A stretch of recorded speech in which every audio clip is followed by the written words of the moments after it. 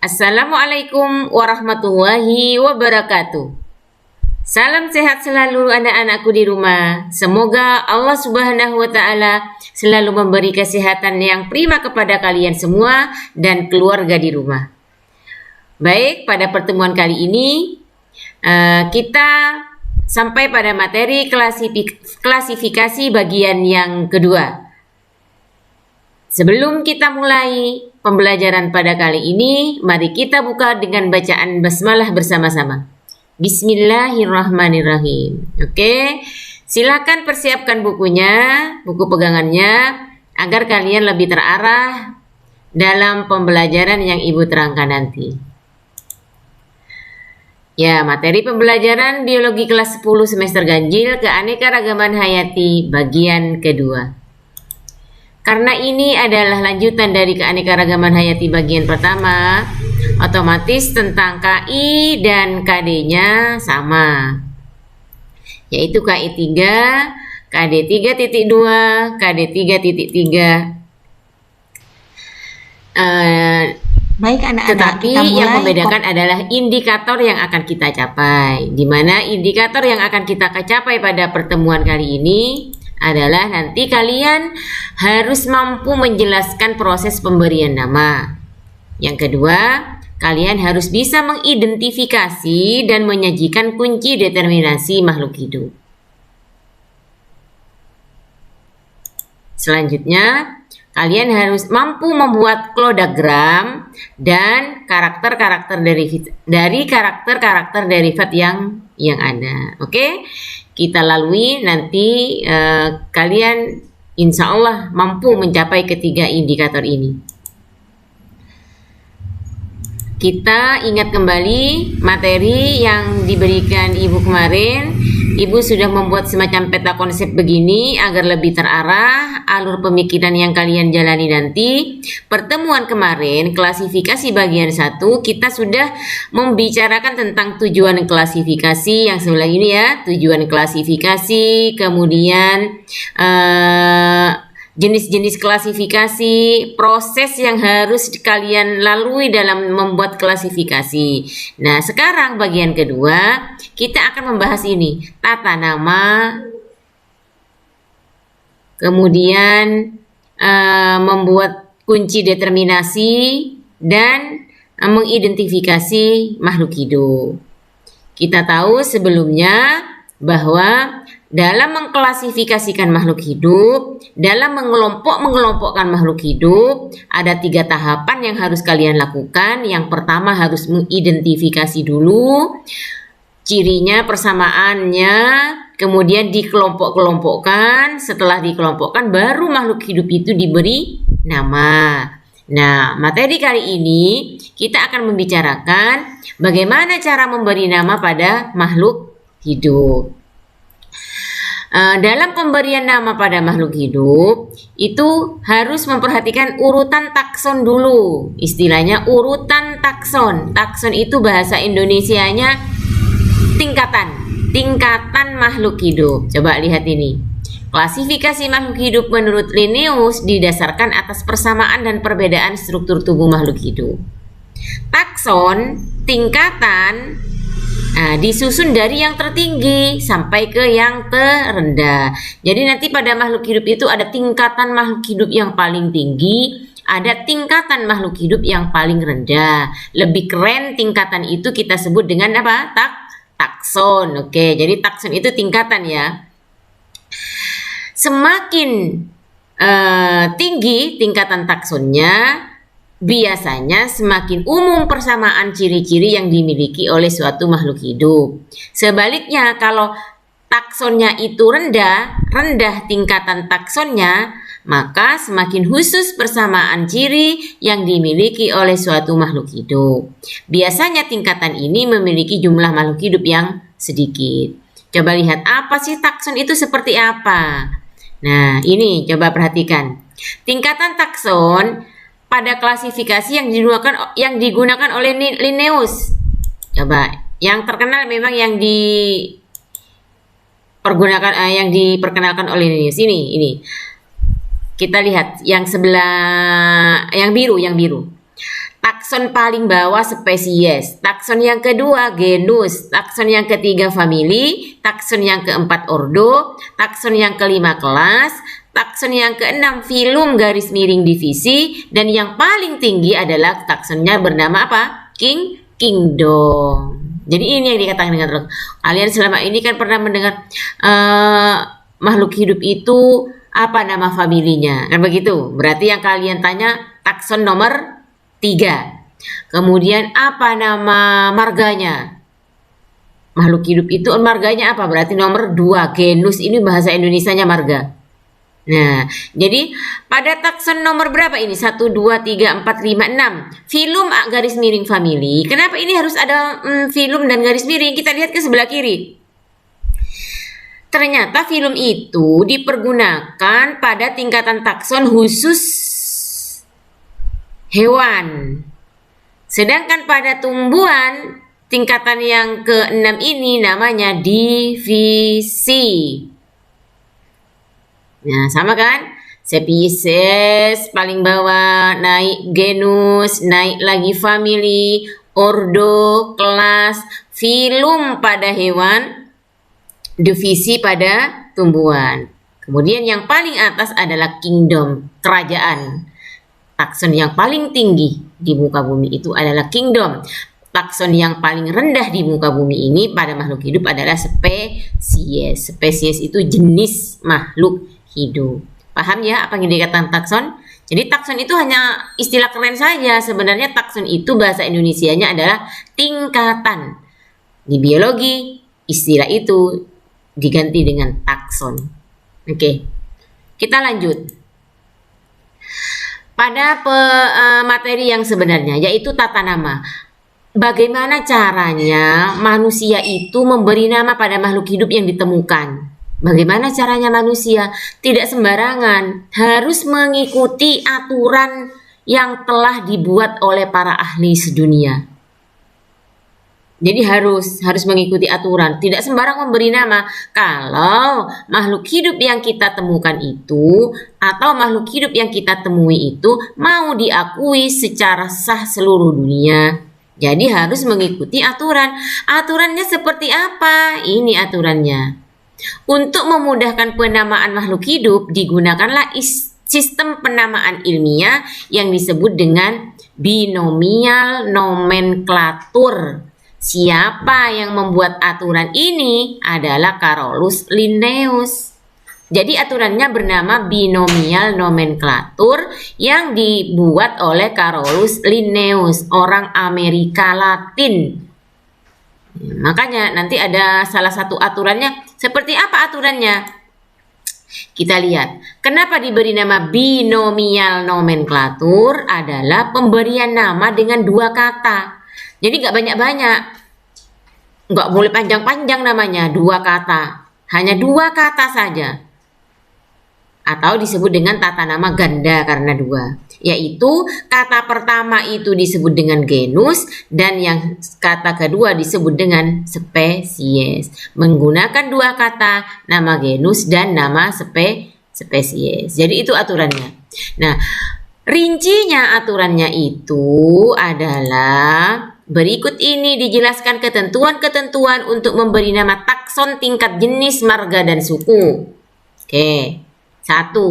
Nama suatu spesies terdiri atas 2 kata. Aturannya yang pertama harus 2 kata, tidak boleh. Kalau misalnya 5 kata, Bu, di 2 katakan. Kalau misalnya 6 kata, di 2 katakan, dibuat 2 kata.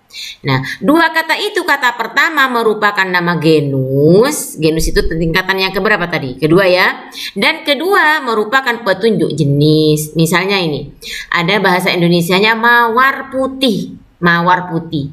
Bahasa Latinnya, bahasa dunianya mawar putih itu adalah Rosa alba.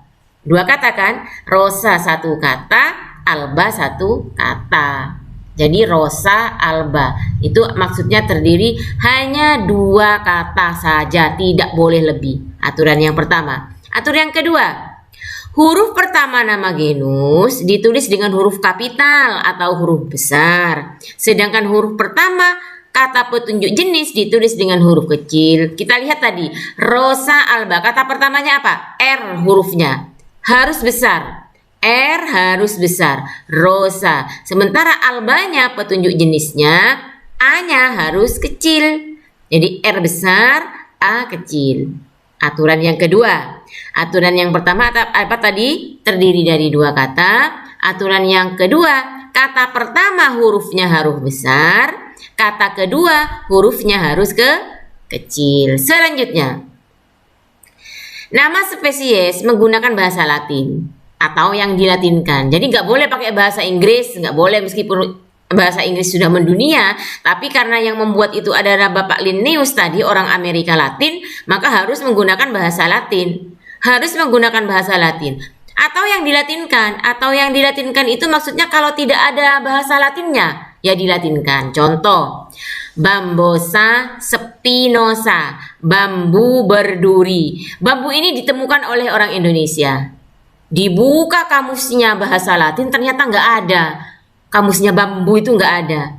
Maka bambu yang berasal dari bahasa Indonesia itu dilatinkan menjadi Bambosa spinosa. Ini berduri cirinya ya. Jadi contoh lagi misalnya pepaya. Itu harus bahasa Latinkan. Jadi nama spesies menggunakan harus bahasa Latin wajib ini. Kalau tidak menggunakan bahasa Latin, tidak diakui oleh dunia. Jadi agar penemuan kita nanti diberi nama dan bisa diakui oleh seluruh dunia, maka harus menggunakan bahasa Latin. Tahu kan sejarahnya kenapa harus bahasa Latin? Karena yang membuat aturan ini adalah Linnaeus, orang Amerika Latin. Yang keempat, aturannya, nama spesiesnya dicetak miring atau digarisbawahi atau dicetak dengan huruf yang berbeda dengan teks yang lain. Contoh, lihat, perhatikan contohnya. Rosa alba harus miring. R-nya besar, A-nya kecil, tulisannya harus miring. Kalau tidak miring, Bu, dibuat tegak, harus digarisbawahi. Columbia livia, burung merpati ini. Columbia livia, burung merpati. Ini kan tegak tulisannya. Karena tidak tegak, maka harus digaris bawahi. Tidak tegak, Bu, tidak digaris bawahi. Harus apa ya? Ini harus dicetak tebal. Pokoknya tulisan itu harus berbeda dengan teks yang ada di sekitarnya. Paham ya? Oke, Rosa alba dimiringkan, Columbia livia atau digaris bawahi kedua katanya, atau dicetak tebal oriza sativa agar bisa membedakan dengan kata yang lain yang ada di sekitarnya. Oke. Yang selanjutnya aturannya yang kelima, apabila nama tumbuhan terdiri lebih dari 2 kata, yang sebagaimana Ibu katakan tadi, kalau lebih dari 2 kata, Bu, harus diduakan. Kata kedua dan berikutnya harus digabung. Ini harus digabung. Contoh, hibiscus rosa sinensis, bunga sepatu. Hibiscus 1 kata, rosa 1 kata, sinensis 1 kata. Berarti berapa kata? 3 kata kan? Nah, itu nggak boleh. Harus di2 katakan. Apa jalan keluarnya? Jalan keluarnya kata yang terakhir harus digabung. Rosa sinensis gitu. Jadi hibiscus rosa sinensis. Atau boleh tidak digabung, tapi harus dikasih garis penghubung. Nah, ini. Hibiscus rosa strip sinensis, kembang sepatu. Paham ya? Oke, gampang. Yang keenam, apabila nama hewan terdiri atas 3 kata dan nama tersebut bukan nama spesies melainkan nama subspesies. Kalau yang nomor 5 tadi kan apabila pada tumbuhan, yang nomor 5. Sekarang kalau pada hewan, ternyata kalau pada hewan itu tidak digabung, tetap 3. Karena kata ketiga bukan nama hewan tersebut, tapi hanya bukan nama spesies, tapi nama subspesies anak jenis. Perhatikan ini. Burung merpati, Felis maniculata domestica. Berapa kata? 3 kata kan? Felis maniculata domestica. Nah, tidak digabung juga tidak dikasih tanda strip penghubung. Kenapa? Karena domestika ini bukan nama spesies, tapi merupakan anak spesies. Hanya keterangan tambahan dari spesies. Hanya keterangan tambahan dari Maniculata ini loh. Felis Maniculata domestica. Ini pengecualian khusus pada hewan. Tapi kalau pada tumbuhan, kalau 3 kata tetap digabung. Nomor selanjutnya. Oh, nomor 7 ini ya, bukan nomor 5, nomor 7. Nama spesies juga mencantumkan inisial pemberi nama tersebut. Contoh, Zea mais, jagung.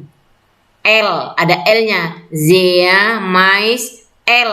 Artinya L ini namanya orang, tapi inisial to, nama pertamanya saja. Linnaeus. Berarti Zea mais L ini ditemukan oleh penemunya yang bernama Linnaeus. Nah, jadi Zea mais L, misalnya Zea mais R misalnya. R itu apa Bu? Misalnya Robert yang menemukan. Jadi Zea mais R gitu ya. Jadi ada, kalau ingin dicantumkan nama penemunya, tidak usah nama semuanya, tapi hanya inisialnya saja agar bisa diketahui oleh yang lain. Oke, paham ya tentang pemberian nama? Jadi ada 6 aturan buat tata cara pemberian nama. Yang kedua, kunci determinasi. Materi yang kedua yaitu kunci determinasi atau kunci identifikasi. Apa sih kunci itu? Kunci itu semacam aturan untuk mengetahui ciri-ciri atau untuk mengetahui cara mengidentifikasi makhluk hidup. Ini. Penggunaan kunci determinasi pertama kali diperkenankan oleh Carolus Linnaeus. Namun ada yang bernama Lamarck juga pernah menggunakan kunci modern untuk identifikasi. Ya, apa sih kunci identifikasi? Nanti kita tahu. Salah satu kunci identifikasi ada yang disusun dengan menggunakan ciri-ciri taksonomi yang saling berlawanan. Tiap langkah adalah dalam kunci tersebut terdiri atas 2 alternatif, 2 pilihan. Jadi nanti kuncinya itu bercabang dua gitu. Dimana cabang yang satu dengan cabang yang satunya berlawanan. Sehingga disebut dengan kunci dikotomi. Di itu 2, kotomi itu kaki, jadi 2 kaki. Jadi kuncinya itu nanti 2 kaki. Perhatikan. Kalau belum ke ke contoh belum tahu. Nah, perhatikan ini. Ini kunci dikotomi. Kenapa? Hewan cabang 2. Apa? Bertulang belakang sama tidak bertulang belakang. Ini namanya dikotomi. Yang bertulang belakang cabang 2 lagi. Yang satu alat gerak berupa sirip, yang satunya alat gerak bukan sirip. Jadi saling berlawanan. Yang satunya yang tidak bertulang belakang, tubuhnya tidak berbuku-buku, yang satunya tubuhnya berbuku-buku. Jadi ini caranya membuat kunci identifikasi ini. Sehingga dari kunci identifikasi ini, nah ini namanya kunci identifikasi atau kunci dikotomi. Untuk mengidentifikasi, coba paling bawah apa? Kelinci. Dari kunci identifikasi ini kita tahu ciri-ciri kelinci. Coba ikuti arah panah. Ini kelinci, yang ini kelinci. Pertama apa? Menyusui. Ikuti panah. Yang kedua, alat geraknya bukan sirip. Kemudian bertulang belakang, masuk golongan hewan. Paham? Nah, jadi setelah kalian nanti membuat kunci identifikasi, kalian bisa mengetahui dengan mudah ciri-ciri yang ada pada makhluk hidup. Coba satu kali lagi. Yang paling kanan ini apa? Laba-laba. Apa cirinya? Tidak mengalami metamorfosis. Naik lagi, bercabang lagi pada kunci yang kedua. Tubuh berbuku-buku. Tulang tidak bertulang belakang, masuk golongan hewan. Jadi ini alurnya laba-laba, yang ini tadi alurnya kelinci. Nah, dengan cara membuat kunci begini, kalian mudah mengidentifikasi makhluk hidup. Ya, jadi kunci identifikasi nama lainnya kunci dikotomi. dikotomi. Nah, dari kunci identifikasi ini, dari skema yang bercabang dua ini atau yang skema dikotomi ini, bisa dibuat namanya kunci yang kedua, yaitu kunci determinasi. Apa itu kunci determinasi? Jadi kunci determinasi itu dibuat setelah kalian bisa membuat kunci identifikasi. Coba lihat. Nih, perhatikan. Ibu tunjukkan ya. Jadi ini kunci determinasi dibuat dari kunci identifikasi. Coba. 1A. Hewan bertulang belakang. Titik-titik larinya ke 2. Artinya kita langsung ke nomor 2. 2A boleh, 2B boleh. 2A. Alat gerak berupa sirip. Titik-titik ikan. Habis sudah kunci determinasinya. Sampai sini saja. Berarti kalau di sini 1B, hewan tidak bertulang belakang. Larinya kemana? Ke nomor 3. Lari ke nomor 3. Mau 3 apa? 3B. 3B, tubuh berbuku-buku. Ke 3B, tubuh berbuku-buku. Letret. Ke nomor berapa, Ali? 5. 5A apa 5B? 5A saja, mengalami metamorfosis. Ternyata ujung-ujungnya kupu-kupu. Jadi kupu-kupu ini sama dengan tadi, bisa dibuat sebuah ciri. Apa cirinya kupu-kupu? Mengalami metamorfosis. Kemudian 3B tadi, tubuh berbuku-buku. Kemudian lagi tadi hewan tidak bertulang belakang. Jadi antara kunci identifikasi atau kunci yang bercabang dua tadi itu dikotomi dengan kunci determinasi itu saling berhubungan. Kita bisa membuat kunci determinasi setelah kita membuat kunci dikotomi. Apa tujuannya? Hanya untuk memudahkan kita dalam mengidentifikasi, mengetahui ciri-ciri dari makhluk hidup. Paham ya? Nanti dibaca bukunya. Coba sama apa yang diterangkan oleh Ibu. Nah, sekarang ada istilah baru. Kladogram. Wah, istilah baru ini sebenarnya sama dengan kunci, tapi istilahnya kladogram. Kenapa? Karena lebih keren, ditemukan sekarang akhir-akhir ini. Apa sih kladogram? Pohon. Sama dengan tadi yang kunci dikotomi itu kan juga pohon. Pohon bercabang dua kan? Sama dengan pohon, ini juga pohon evolusi yang dibuat untuk membantu menganalisis hubungan kekerabatan makhluk hidup. Sama. Jadi kladogram ini hanya istilah saja, istilah kerennya sekarang ini namanya kladogram. Kalau dulu namanya kunci dikotomi. Hanya saja bedanya kalau kladogram itu lebih mengetahui evolusi sejarah keturunan makhluk hidup. Jadi lebih tahu sejarahnya. Ya, coba perhatikan. Nah, ini ada kladogram tipe 1, kladogram tipe 2, kladogram tipe 3. Yang A pecah 2, B dan I. Yang B pecah 2, C dan F. Yang C pecah 2, yang tipe pertama ya D sama E. F pecah 2, G sama H. Artinya ada warna biru ini. Nah, makhluk hidup yang dalam lingkungan warna biru ini punya hubungan kekerabatan dekat.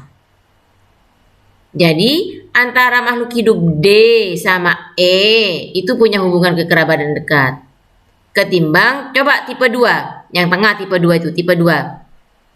Ini yang dikasih warna E sama G. E sama G. Beda pohon kan? Iya. Sudah beda cabang, yang E cabang dari C, yang F cabang dari yang G cabang dari F. Artinya E sama G itu evolusinya, hubungan kekerabatannya sudah tidak dekat lagi. Beda dengan yang tadi ini, D sama E dekat karena satu cabang. Nah, apalagi yang tipe 3 ini paling pinggir ini yang kanan ini, tipe 3, J sama K dengan D sama E sudah jauh sekali hubungan kekerabatannya. Jadi kladogram ini selain mengetahui ciri-ciri yang ada pada makhluk hidup sama dengan kunci identifikasi, juga bisa mengetahui hubungan kekerabatan atau evolusi daripada makhluk hidup. Paham nak? Lanjut ya. Nah, ini contohnya kladogram. Ada yang bernama lancelet, ada lamprey, ada tuna, ada salamander, ada turtle, ada leo, singa. Nah, dari sini kita tahu bahwa leo itu, singa itu, satu nenek moyang dengan apa? Misalnya dengan salamander misalnya. Ini. Kenapa? Karena pohonnya satu pohon. Satu kladogram, satu pohon. Hanya bercabang dua, ada hubungannya bercabang dua. Kan begini. Ya. Oh, ini yang punya vertebrae kolom, tulang belakang. Oh, ini Haixjaws. Apa ini? Kemudian four walking legs. Apa? Berkaki empat. Ini bertelur, ini berambut penutup tubuhnya. Jadi dari sini ketahui kan bahwa leo, turtle, salamander itu satu nenek moyang dari satu yang pertama di sini. Tahu kan kladogram? Ya, sebenarnya hampir sama dengan kunci identifikasi kladogram itu, hanya ditemukan baru-baru ini dan manfaatnya lebih mengetahui hubungan kekerabatan. Kalau identifikasi hanya mengetahui apa? Ciri-ciri pada makhluk hidup saja. Coba lihat apa sih ada ini? Manfaatnya kladogram yaitu hubungan kekerabatan dan interaksi antara setiap makhluk hidup menjadi lebih mudah diketahui satu dengan yang lainnya. Jadi tambahannya dari kunci identifikasi untuk kladogram yaitu hanya untuk mengetahui kekerabatan. Ya, selain ciri-ciri juga.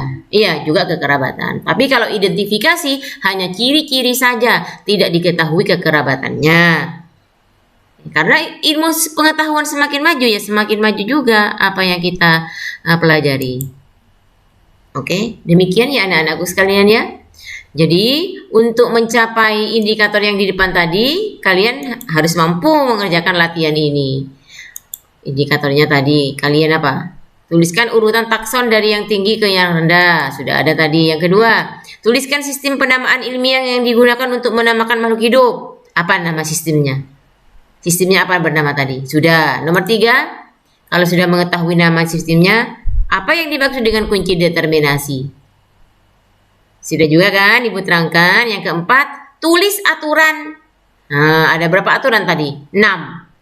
Untuk menuliskan nama marga. Nah, ini latihan nomor 5. Tulis dengan benar sesuai aturan pemberian nama makhluk hidup di bawah ini. Agathina fulica itu bekicot. Bagaimana tulisannya tadi? Aturannya, harus 2 kata, harus bahasa Latin, harus huruf besar dan seterusnya ya. Bagaimana nanti? Yang kedua, Cocos nukifera, kelapa. Dan yang ketiga, Musa paradisiaca itu pisang. Jadi kalian latihan di rumah bagaimana cara penulisan yang benar menurut kaidah bahasa Latin yang dikemukakan oleh siapa? Linnaeus ya. Linnaeus, aturan pemberian nama agar diakui nanti penemuan kita di seluruh dunia. Mungkin cukup ini. Semoga bermanfaat. Kalau misalnya kurang jelas, kalian bisa buka referensi di sini. Bisa di buku ini, bisa di ini buku referensinya. Sekian dari Ibu, kurang dan lebihnya Ibu mohon maaf. Semoga pembelajaran kali ini bisa menambah kangen kita, bisa membuat kalian lebih paham membaca buku pegangannya di rumah, dan semoga bermanfaat. Assalamualaikum warahmatullahi wabarakatuh.